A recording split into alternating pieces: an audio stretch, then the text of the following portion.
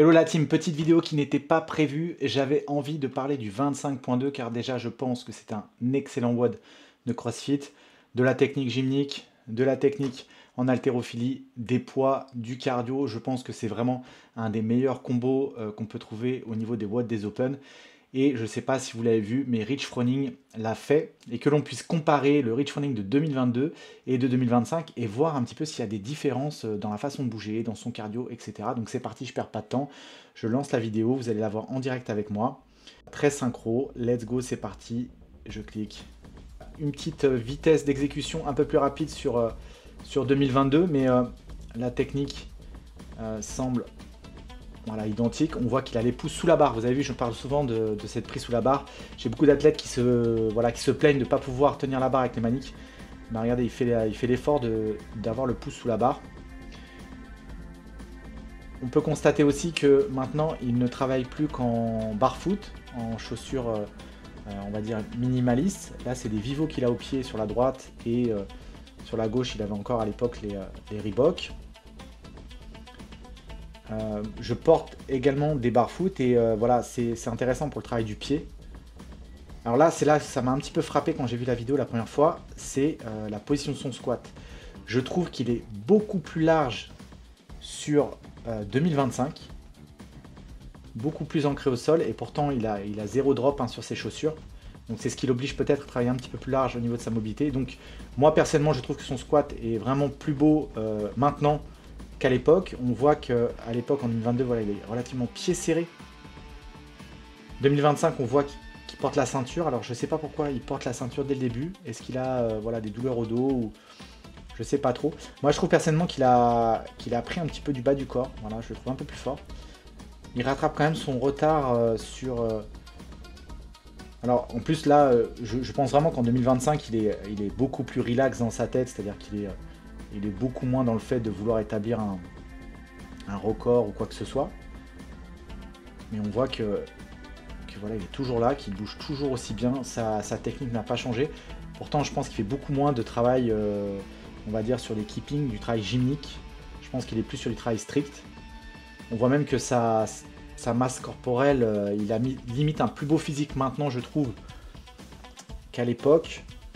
Limite plus massif. Je pense qu'il y a une petite différence de voilà, peut-être d'1 ou 2 kilos. C'est fou parce qu'on se rend compte finalement un peu comme un artiste martial qu'il a réussi à emmagasiner les mouvements et qu'il voilà, qui bouge toujours de la même manière. Rich Froning est vraiment connu pour le fait qu'il soit un métronome, c'est-à-dire il n'y a pas tous ses mouvements vont être à la même vitesse. Et finalement, on ne voit pas beaucoup d'athlètes travailler comme ça.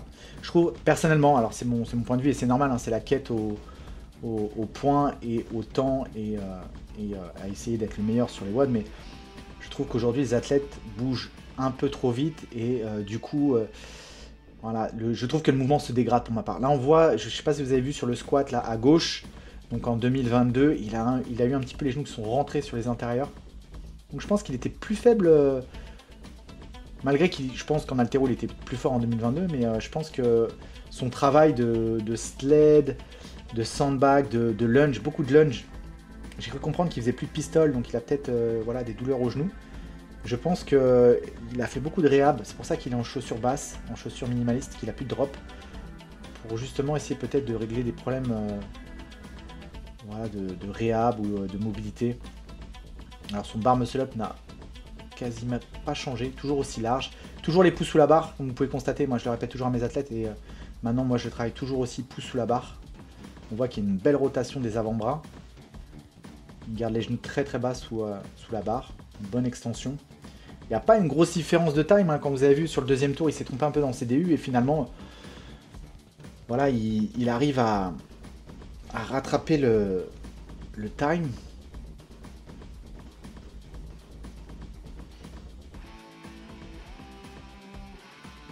C'est quand même impressionnant de voir qu'en 3 ans de temps, avec beaucoup moins de training, il a fait beaucoup plus de déplacements en Europe.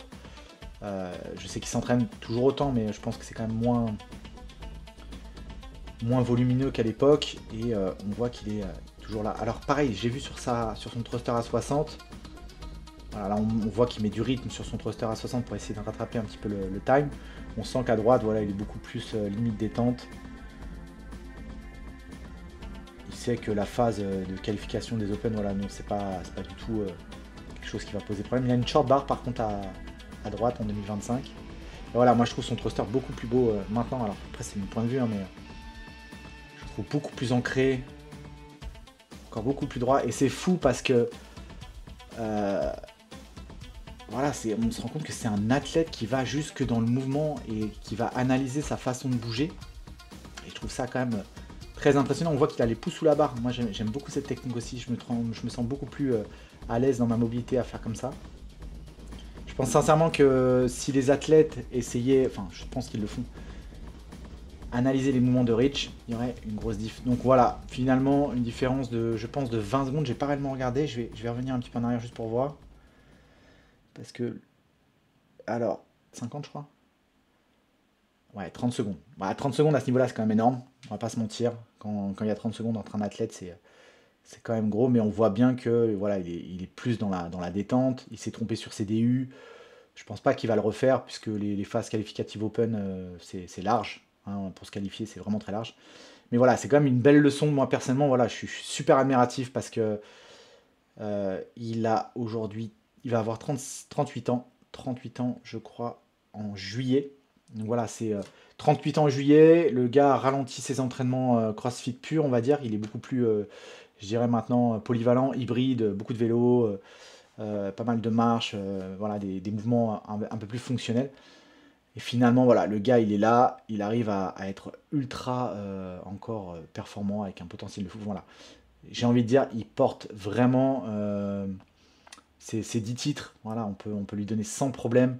Et ce que j'aime, c'est que c'est encore voilà, un gars qui est encore parmi nous, quoi. Il a rien abandonné. Donc voilà, j'espère que ces comparatifs vous ont plu, le petit React à chaud. Moi, j'aime bien analyser comme ça des bons athlètes. Et je vais pas vous mentir pour l'instant sur ce que j'ai pu voir sur les réseaux, etc. Des athlètes CrossFit Game. Aucun au niveau mouvement ne m'a parlé comme Rich Froning peut le faire, même si beaucoup ont bougé plus vite que lui, certes. Et puis la finalité, c'est aussi d'aller plus vite. Mais voilà, on peut regarder pendant tout le WOD sa façon de bouger, on peut analyser, et on voit que c'est un fin stratège, que tout est analysé, du mouvement à ses transitions. Enfin voilà, c'est vraiment quelque chose. Je pense que si vous regardez plus de vidéos de ce genre d'athlète, vous allez beaucoup apprendre sur le CrossFit. Donc voilà, c'est une petite vidéo réaction à chaud. Elle n'était pas prévue. Ouais, je suis torse nu, désolé, mais il fait très chaud en Guadeloupe. J'ai pas la clim dans ce bureau, et si j'ouvre les différentes portes, il va y avoir trop de bruit. Donc je suis resté voilà, torse nu en sortant de la boxe. Donc je vous souhaite une bonne après-midi, une bonne matinée, une bonne soirée. Comme vous savez, sur YouTube, le temps n'existe pas. Nous sommes dans un métaverse. À ciao, bye.